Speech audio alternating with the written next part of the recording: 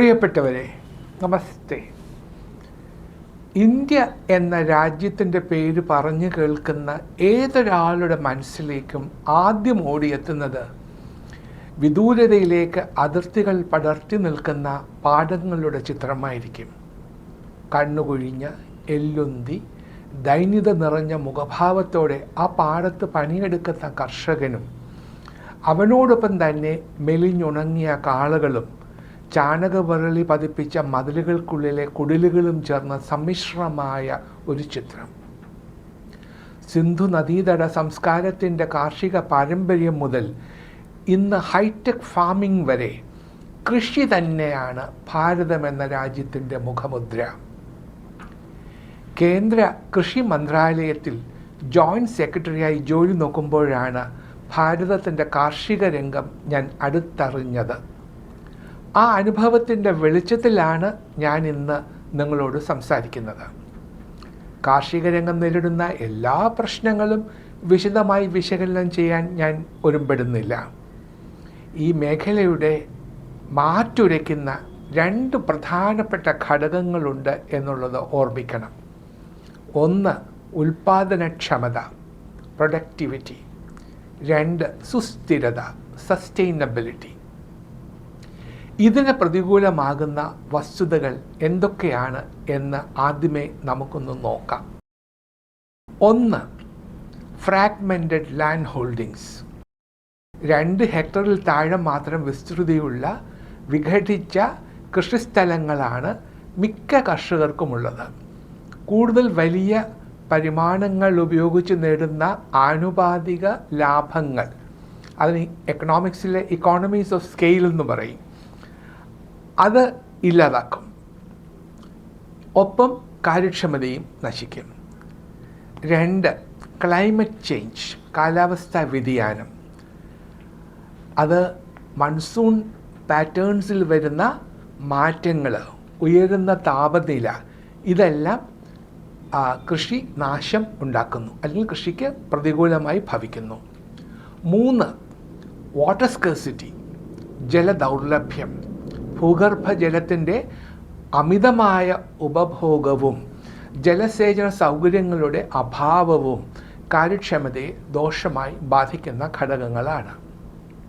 4, market inefficiencies, ക്രയവിക്രയ രംഗത്തെ പോരായ്മകൾ. വികസിച്ച ആധുനിക മാർക്കറ്റുകൾ ഇന്നും കർഷകന് അപ്രാപ്യമാണ്. ഇത് മികച്ച വില കിട്ടുന്നതിന് തടസ്സമാകുന്നു. സാമ്പത്തിക നഷ്ടം മിച്ചം. 5, ഇൻഅഡിക്വേറ്റ് സ്റ്റോറേജ് ആൻഡ് ട്രാൻസ്പോർട്ടേഷൻ, മോശമായ സംഭരണവും ഗതാഗതവും. കാർഷിക വിളകൾ സംഭരിച്ചു വയ്ക്കാൻ ആധുനിക ഗോഡൗൺസ് വേണം, ഒപ്പം മികച്ച ഗതാഗത സൗകര്യങ്ങളും. ഇത് രണ്ടും ഇന്നും ഇന്ത്യയിൽ പലയിടത്തും ലഭ്യമല്ല. 6, limited access to credit and insurance, കടമെടുക്കാനും ഇൻഷുർ ചെയ്യാനുമുള്ള സൗകര്യങ്ങളുടെ കുറവ്. 7, സോയിൽ ഡീഗ്രഡേഷൻ, മണ്ണ് ശോഷണം. കെമിക്കൽ വളങ്ങളുടെ അധിക ഉപയോഗവും മണ്ണു സംരക്ഷണ പ്രവൃത്തികളുടെ അപര്യാപ്തതയും പ്രശ്നങ്ങൾ വഷളാക്കുന്നു. ഇനി 8, പോളിസി ഇൻഎഫിഷ്യൻസീസ്, നയപരമായ കാര്യക്ഷമതയില്ലായ്മ. സങ്കീർണമായ നയങ്ങളും അവയുടെ മോശമായ നടപ്പാക്കലും കാർഷിക രംഗത്തെ പിന്നോട്ടടിക്കുന്ന ഘടകങ്ങളാണ്. 9, ഡിക്രീസിങ് ഇൻവെസ്റ്റ്മെൻറ്റ്, കുറയുന്ന നിക്ഷേപങ്ങൾ. സ്വകാര്യ നിക്ഷേപങ്ങൾ കുറയുന്നു, പൊതു നിക്ഷേപങ്ങൾ അതിനൊത്ത് കൂടുന്നുമില്ല. 10, ലേബർ ഇഷ്യൂസ്, തൊഴിൽ പ്രശ്നങ്ങൾ. ഒരു വലിയ ശതമാനം കർഷകർക്കും മിനിമം വേതനമോ മറ്റു സൗകര്യങ്ങളോ ലഭിക്കുന്നില്ല. ഇതൊക്കെ നേരിടാൻ ഒരു വലിയ സമ്മിശ്ര പദ്ധതി തന്നെ വേണം. നയങ്ങൾ, സാങ്കേതിക മികവുകളുടെ ഉപയോഗം, ഭക്ഷ്യസുരക്ഷ, ചെറുകിട കർഷകൻ്റെ സംരക്ഷണം, ഇവയെല്ലാം അതിൽ അടങ്ങിയിരിക്കണം. അതിനെക്കുറിച്ച് ഞാൻ 2ാം ഭാഗത്തിൽ പരാമർശിക്കുന്നുണ്ട്. പ്രകൃതിയോട് ചേർന്നു നിൽക്കുന്ന ഭാരതത്തിൻ്റെ കാർഷിക ചിത്രങ്ങൾക്ക് പിന്നിൽ അധികം ആരും തിരിച്ചറിയാത്ത ജീവിത വ്യഥകളുടെ അധ്യായങ്ങളും സുലഭമാണ്.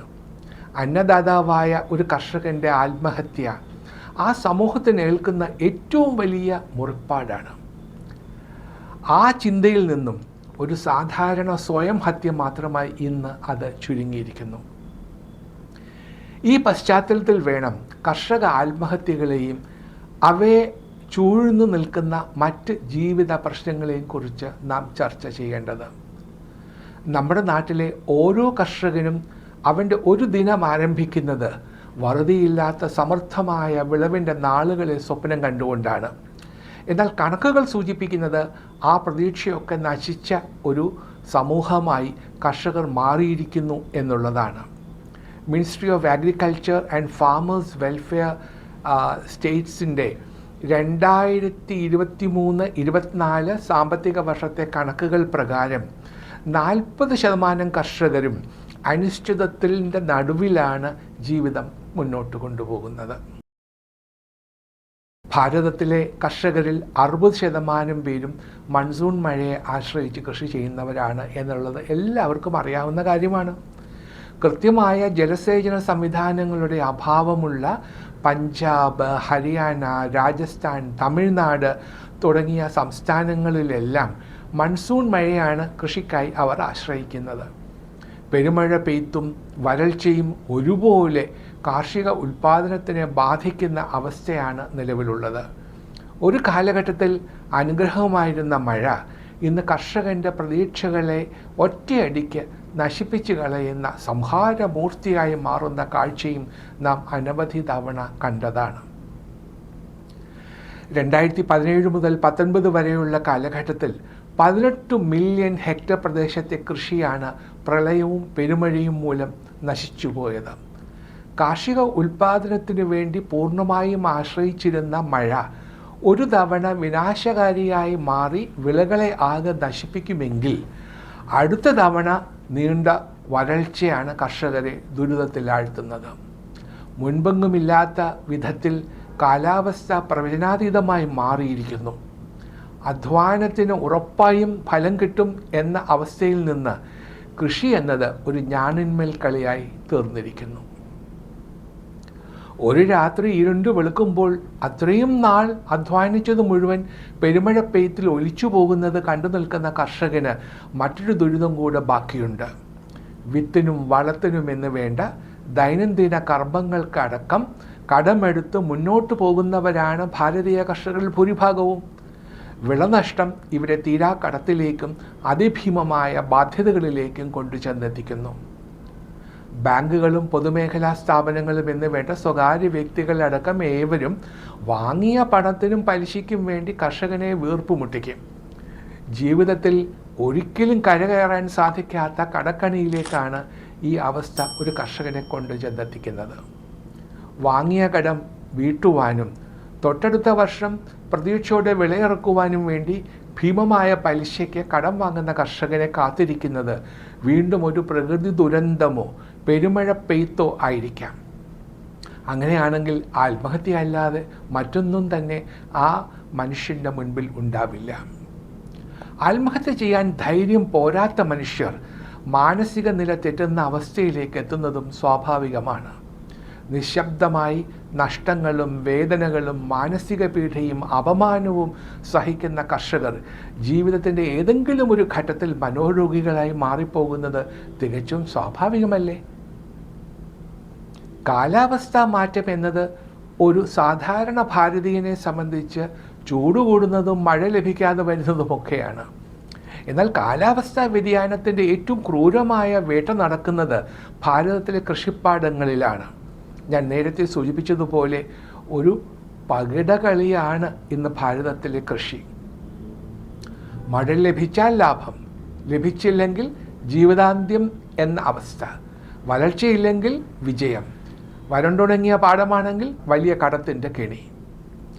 ഒരു രാജ്യത്തിനു മുഴുവൻ ഉണ്ണുവാനുള്ളത് മണ്ണിനോട് മല്ലിട്ട് വിളയിച്ചെടുത്ത കർഷകൻ്റെ കുടുംബം പട്ടിണി കിടക്കുന്ന വിരോധാഭാസമാണ് ഇന്ന് നമ്മുടെ നാട്ടിൽ നിലനിൽക്കുന്നത്. National crime records bureau NCRB അവരുടെ കണക്കുകൾ പ്രകാരം 11,000 കർഷകരാണ് 2022 ആത്മഹത്യ ചെയ്തത്. എന്നുവെച്ചാൽ 11,000-ലധികം കുടുംബങ്ങൾ അനാഥമാക്കപ്പെട്ടു. 11,000-ലധികം വ്യക്തികളുടെ സ്വപ്നങ്ങൾ എന്നേക്കുമായി ഇല്ലാതെയായി. 11,000-ലധികം പിഞ്ചു ബാല്യങ്ങൾ ഒരു സുപ്രഭാതത്തിൽ അനാഥരാക്കപ്പെട്ടു. 11,000 കർഷക ആത്മഹത്യകളുടെ പര്യായങ്ങളായി ഇങ്ങനെയൊക്കെ നമുക്ക് പലതും എഴുതി ചേർക്കാനാകും. അത്യന്തം വേദനിപ്പിക്കുന്ന 100% സത്യമായ പര്യായങ്ങൾ. ഇതിൻ്റെയൊക്കെ കാരണങ്ങൾ എന്താണ് എന്ന് നോക്കേണ്ടതില്ലേ? 1. ഡെപ്റ്റ് ബേർഡൻ, കടബാധ്യത. വിത്തും വളവും കാർഷികോപകരണങ്ങളും വാങ്ങാൻ വേണ്ടി കർഷകർ കടമെടുക്കുന്നു. കൃഷിനാശം സംഭവിച്ചാലോ വിലയിടിഞ്ഞാലോ അവർക്ക് കടം തിരിച്ചടയ്ക്കാൻ കഴിയുകയുമില്ല. 2. ക്രോപ്പ് ഫെയിലിയർ, കൃഷിനാശം. പ്രവചനാതീതമായ കാലാവസ്ഥാ പ്രളയം, വരൾച്ച, കീടശല്യം ഇതെല്ലാം കർഷകനെ ദുരിതത്തിലാക്കുന്നു. 3. ഹൈ ഇൻപുട്ട് കോസ്റ്റ്, ഉയർന്ന ഇൻപുട്ട് ചെലവുകൾ. വിത്തിനും വളത്തിനും കീടനാശിനികൾക്കും വില വർദ്ധിക്കുമ്പോൾ സാമ്പത്തിക ബാധ്യത കുത്തനെ കൂടുന്നു. ഇനി 4. മാർക്കറ്റ് ഫ്ലക്ച്വേഷൻസ്, വിപണിയിലെ ഏറ്റക്കുറച്ചിലുകൾ കാരണം ഉൽപ്പാദനത്തിന് തക്ക വില ലഭിക്കാതെ പോകുന്നു. 5. Lack of access to credit, കടമെടുക്കാനുള്ള ലഭ്യത കുറവ് കാരണം സ്വകാര്യ പണമിടപാടുകാരെ സമീപിക്കാൻ അവർ ബാധ്യസ്ഥരാകുന്നു. 6. ഗവൺമെൻറ് പോളിസീസ്, വികലമായ സർക്കാർ നയങ്ങളും നടപടികളിലെ വൈകല്യങ്ങളും കർഷകർക്ക് എന്നും ദുരിതമേ സമ്മാനിച്ചിട്ടുള്ളൂ. 7. മെൻ്റൽ ഹെൽത്ത് ഇഷ്യൂസ്, മാനസിക ആരോഗ്യ പ്രശ്നങ്ങൾ ആത്മഹത്യയിലേക്കുള്ള വഴി ഒരുക്കുന്നു. 8. പേഴ്സണൽ ആൻഡ് ഫാമിലി ഇഷ്യൂസ്, വ്യക്തിപരവും കുടുംബപരവുമായ പ്രശ്നങ്ങളും അതുപോലെ തന്നെ. ഇത്തരം ആത്മഹത്യകൾ നമ്മുടെ സമൂഹത്തെയും പ്രകൃതിയെയും എവിടെ കൊണ്ടു ചെന്നെത്തിക്കുന്നു എന്നത് നാം ചിന്തിക്കേണ്ടതായിട്ടുണ്ട്. കൃഷി ചെയ്തതിൻ്റെ നഷ്ടം പേറി ആത്മഹത്യ ചെയ്ത ഒരു കർഷകൻ്റെ കുടുംബം ഒരിക്കലും കൃഷിയിലേക്ക് തിരിച്ചു പോയില്ല എന്ന് വന്നേക്കാം. അങ്ങനെയാണെങ്കിൽ അവിടെ നഷ്ടമാകുന്നത് അമൂല്യമായ പരമ്പരാഗത അറിവുകളുടെ തുടർച്ചയാണ്. കാർഷിക വൃത്തിയിലൂടെ ക്രമീകരിക്കപ്പെട്ട ഒരു സമൂഹത്തിൻ്റെ പിൻതലമുറകളാണ് ഒപ്പം ഇല്ലാതാക്കപ്പെടുന്നത് എന്നതും നമ്മൾ ഓർമ്മിക്കണം. അവർ സ്വരുക്കൂട്ടി വച്ച അമൂല്യമായ ജീവിതാനുഭവങ്ങളും പ്രശ്നപരിഹാര മാർഗങ്ങളുമാണ് കാലം കവർന്നു പോകുന്നത്. ആ സമൂഹം വിയർപ്പൊഴുക്കി ഉണ്ടാക്കിയ മനോഹരമായ കൃഷിയിടങ്ങളും ആ വയലുകൾ പ്രകൃതിയുമായി ഇഴചേർന്നുണ്ടാക്കിയ സന്തുലിതമായ കാലാവസ്ഥയുമാണ് നഷ്ടമാകുന്നത്. വളരെയധികം അപകടകരമായ ഒരു അവസ്ഥ ഇതിലൂടെ പ്രകൃതിക്കും സമൂഹത്തിൻ്റെ ഘടനയ്ക്കും കർഷക ആത്മഹത്യകൾ വരുത്തി വച്ചേക്കാം. ഈ അവസ്ഥയ്ക്ക് ഉദാഹരണം തേടി വളരെ ദൂരെയൊന്നും പോകേണ്ടതില്ല. കേരളത്തിലെ പാടങ്ങളും ആ പാടങ്ങൾക്ക് ചുറ്റുമുണ്ടായിരുന്ന പക്ഷി ജീവജാലങ്ങളും എന്നേക്കുമായി അസ്തമിച്ചു പോയതിൻ്റെ കാഴ്ചകൾ നമുക്ക് തന്നെ പറയാൻ ഏറെയില്ലേ? ഒരു തൂക്കണാം കുരുവിയുടെ കൂട് നേരിട്ട് കണ്ട് എത്ര തലമുറകൾ ഉണ്ടാകും നമുക്ക് ചുറ്റും? വയലരികിലിരുന്ന് നീട്ടിപ്പാടുന്ന പച്ചത്തവളയെ കണ്ട കാലം ആർക്കെങ്കിലും ഓർമ്മയുണ്ടോ? ഈ ജീവജാലങ്ങളുടെയൊക്കെ അപ്രത്യക്ഷമാകൽ പ്രകൃതി കേൾപ്പിച്ച ആഘാതം ചെറുതൊന്നുമല്ല. ഈ ജീവജാലങ്ങളും സസ്യലതാദികളും ചേർന്ന് സൃഷ്ടിച്ച സന്തുലിതവും സുസ്ഥിരവുമായ ഒരു പ്രകൃതി നമുക്ക് ചുറ്റും ഉണ്ടായിരുന്നു. അതിൻ്റെ അടിവേരുകൾ നഷ്ടമായതിൻ്റെ തിക്തഫലങ്ങളാണ് നാം ഇന്നും അനുഭവിച്ചു കൊണ്ടിരിക്കുന്നത്. അടുത്ത കാലത്ത് പഞ്ചാബിലെയും ഹരിയാനയിലെയും കർഷകർ നടത്തിയ സമരങ്ങൾ ലോകശ്രദ്ധ നേടിയിരുന്നു.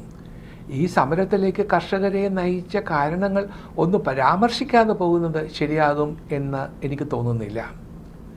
അതിനുള്ള കാരണങ്ങൾ: 1. Legal guarantee of minimum support price, MSP. Minimum support price വേണമെന്നുള്ളതാണ് ഒന്നാമത്തെ ആവശ്യം. രണ്ടാമത്തേത്, they want to implement the Swaminathan commission recommendations. 3. Pension for farmers and farm labourers. അവർക്ക് 60 വയസ്സിൽ മീതെയുള്ള കൃഷിക്കാർക്ക് 10,000 രൂപയെങ്കിലും പെൻഷൻ കൊടുക്കണമെന്നുള്ളതാണ് മറ്റൊരാവശ്യം. പിന്നെ 4. ഫാം ഡെപ്റ്റ് വെയ്വ്, കാർഷിക കടങ്ങൾ എഴുതിത്തള്ളണമെന്ന ആവശ്യം. 5, പിന്നെ ഇലക്ട്രിസിറ്റി ടാരിഫിൽ ഒരു വർധനവും പാടില്ല. 6, എല്ലാ ലീഗൽ കേസുകളും അവർക്കെതിരെ എഴുതിയിട്ടുള്ള കേസുകളൊക്കെ പിൻവലിക്കണം. അത് 2020-21 മുതൽ ഒരുപാട് കേസുകൾ എടുത്തിട്ടുണ്ട് കർഷകർക്കെതിരെ, സമരം ചെയ്ത കർഷകർക്കെതിരെ. അതൊക്കെ പിൻവലിക്കണമെന്നുള്ളതാണ് മറ്റൊരാവശ്യം. 7, ലഖിംപൂർ ഖേരി വയലൻസിലുണ്ടായ നാശനഷ്ടങ്ങൾക്ക് പരിഹാരമുണ്ടാവണം, അവിടെ നീതി ലഭിക്കണം. അതാണ് 7ാമത്തെ ആവശ്യം.